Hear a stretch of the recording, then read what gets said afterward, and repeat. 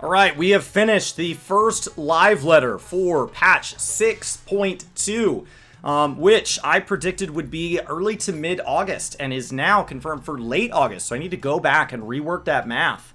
I was doing it based on counting weeks, but it does appear I should be counting months.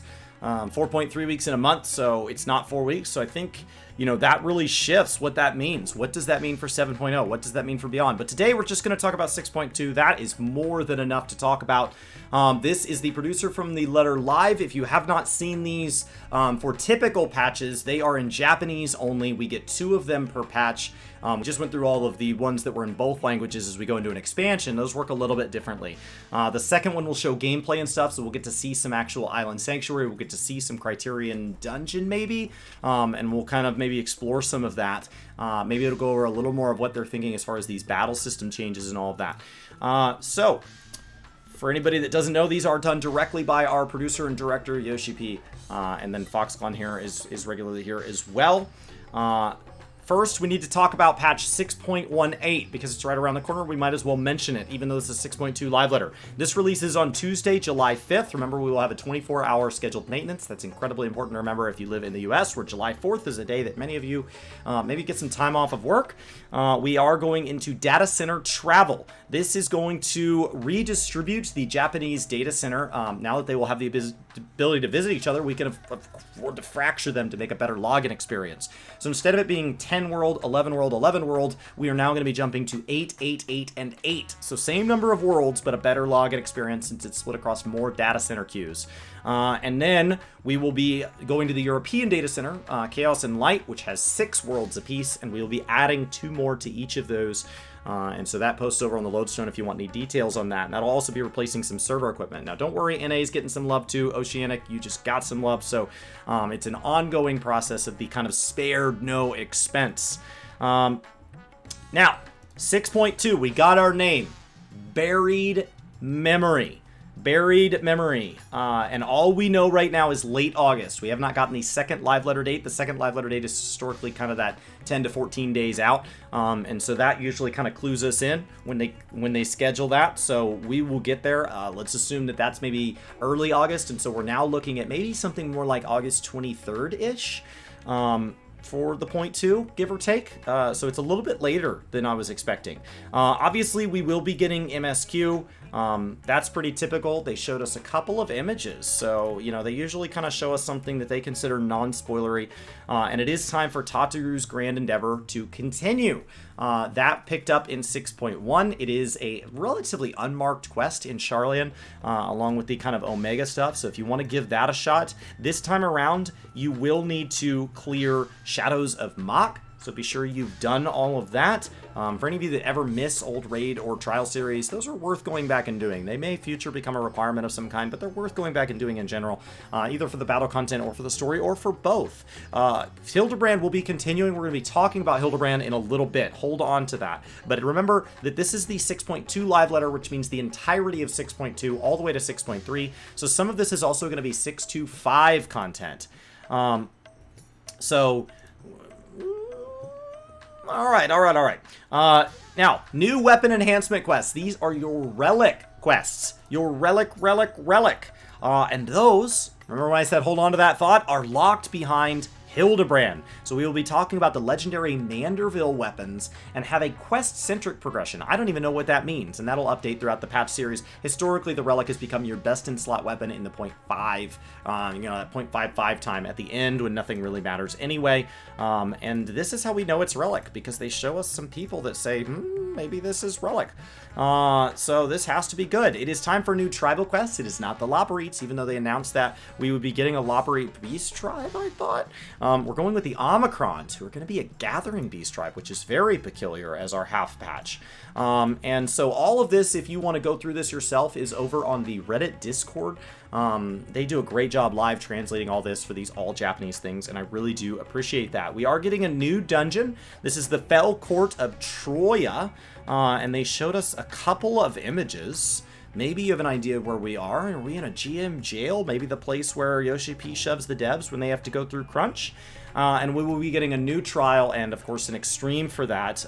They're not ready to show us anything for that. Pandemonium. Point 2, point 4, we get 4 new bosses for Pandemonium. This is Abyssos and Abyssos Savage. There was feedback saying, hey, with the point .0s, you guys delay Savage, but with point 2 and point 4, you don't. Can you delay that? And the answer is absolutely. We're going to push it by 1 week. Let us know what you think about that, and we'll consider what we're doing from here on out. They showed us just an image. Looks like Pandemonium. That's all we got, and it is time to put Ultima to bed at that point in August. So if you want to clear Ultima Unreal, go ahead and give that a shot, and then we will be moving into Sephiroth. And then we have job adjustments. The Dragoon and Astro job adjustments that many were expecting are being postponed. They weren't ready, but we will be looking at some PvP and PvE job adjustments. Most notably, they said, for example, they want to look at crit and direct hit, because there are times that, like, if, you know, I think it was Xenosys that I heard say this, that if everything is a crit, then nothing is a crit. And so they want to talk about, you know, maybe that doesn't have that kind of expected benefit.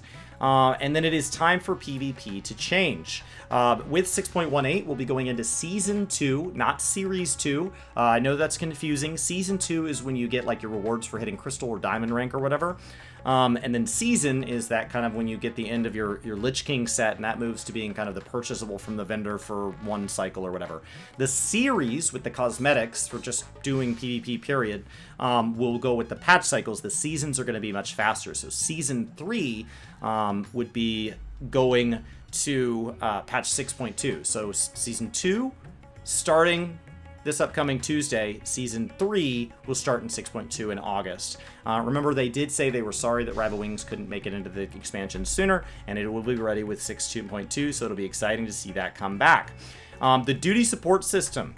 This seems a little behind the pace they originally proposed during the roadmap, but they are adding the duty support for people trying to get through Snowcloak, Keeper of the Lake, Sawmaul, Aerie, and the Vault.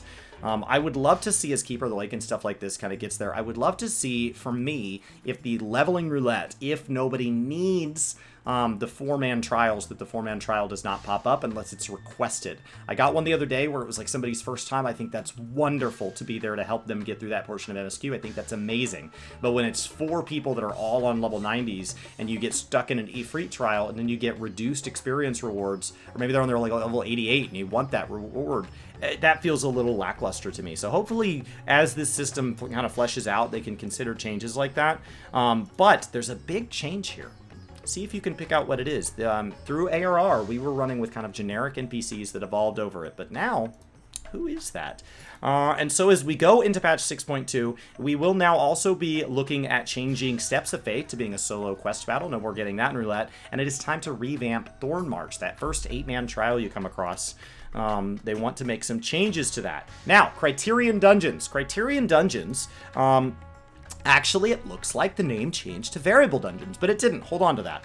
And so this is level 90 casual play for 1 to 4 player, and there will be no role restrictions. Job changes will be permitted, and the enemy strength will be determined by your party size. As you choose your route, you will go through different branches to experience a different narrative. You're going to be exploring these dungeons with a particular someone and experiencing kind of a narrative playthrough that will change over multiple playthroughs in this Sildine subterrane. We believe we're getting 2 more maps to this in 6.4 and 6.5. And so they did show us a screenshot. There'll be lots of great places to take screenshots and all that. But in 6.25, we're going to go back to the Sildine subterrane for actual Critereon dungeons. Okay? That's big. That's big. This is your challenge content. You will go as a standard party, 1 tank, 1 healer, 2 DPS. If you go in with less than that, it'll match you up to that. This is visually similar, but now it's going to be a predetermined route, no NPC, and the strength of the enemies are going to be dialed up. And to encourage you to not pick particular builds for this, you will have a limited number of resurrections that will have access to, you'll have like a resurrection ability on the bar. So it seems like your black mage would have just as much res power as a red mage. So comp isn't going to be quite as important. But we will be moving into a savage version that will not be available via matchmaking. So this is the normal. And we will be moving into a Savage version where the enemies will not revive after the party. The enemies that will not revive in normal, but in Savage, they will revive. It'll be like Ultimate, where you've got to start over. This is a timed thing in Savage, and if you don't finish it within the time, they're going to get stronger. The enemies are going to get the Echo. So all Resurrection is gone. That Resurrection thing for normal is totally gone. So this feels very like Delibrum Savage. And this is matching unavailable. So Savage dungeons are finally here, a much requested feature. Now, for anybody that thinks a lot of this seems like I've heard the word Savage quite a bit in this 0.2 patch, well, let's talk about something a little more casual, Island Sanctuary. We didn't know a lot about it, but now we do. This is going to be where you get to build your own personal island. Everybody gets one.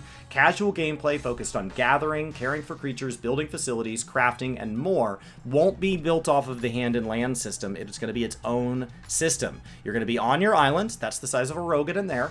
So we're going to start here, and they're going to add more sections to the island as we get through future patch. And as you gather materials from nature, they're going to be island-specific and take up a separate inventory. This is a separate progression system. Crafting tools are going to be kind of made from this to help you gather more effectively, and then you're going to have these island resources that'll let you buy unique rewards. I have to assume things like mountain minions.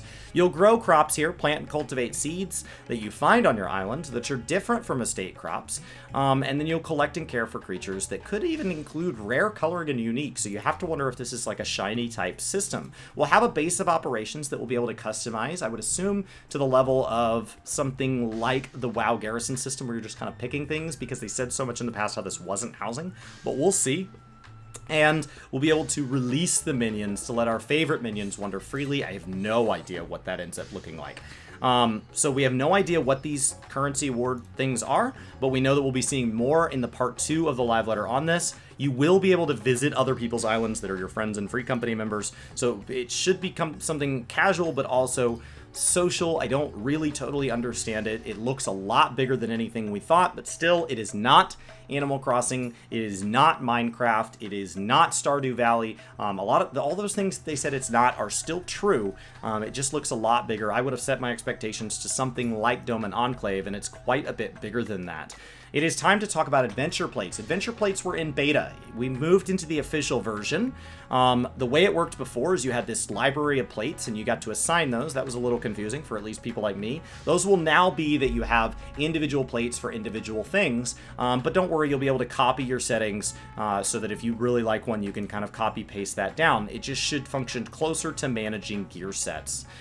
So it should be a little bit easier. This will kick in 6.2. This does unfortunately mean that any of your existing portraits will be deleted when it makes way for this. So just like playing a game in beta, you're going to lose some stuff when we move into the official version. They are sorry about that. And then they are looking at making adventure plates and portraits available in more things. They're going to start with Mahjong, but they do want to be able to get those into things like dungeons. They're adding new poses, new decorative features. They want to be able to add things like limit break and all that. So it's slowly going to turn to this kind of G-pose type thing. And so that's a big deal. As far as miscellaneous things, we do have our Tombstone of Causality. Remember, we're getting new crafted gear, and we're going to have the ability to repair other players' gear. So no longer in a raid will everybody have to do it, or we all have to back out. Somebody doesn't level their crafters and gatherers and doesn't want to, they don't have to. We can do that for them. For people that want to kind of look through menus, we'll now have another version to kind of toggle between these views to be able to see the way weapon skills combo. Should make that a little easier for some people to visualize.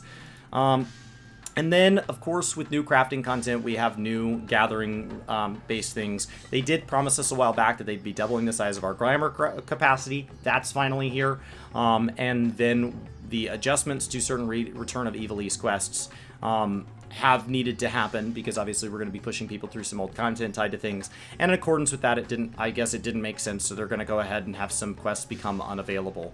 So Making Bacon Bread and Walk On By are going to go away, and if you guys missed the Primals concert and you wanted to experience that, you will now be able to purchase that, and then you will get the in-game items as if you had attended it or attended it digitally. So any of you that really want those Orchestrion scrolls, those are now available. The Immerse Game Pack, the Lend Me Your Ears thing, where you send them the picture of your left ear, that's now the sale is from July 18th.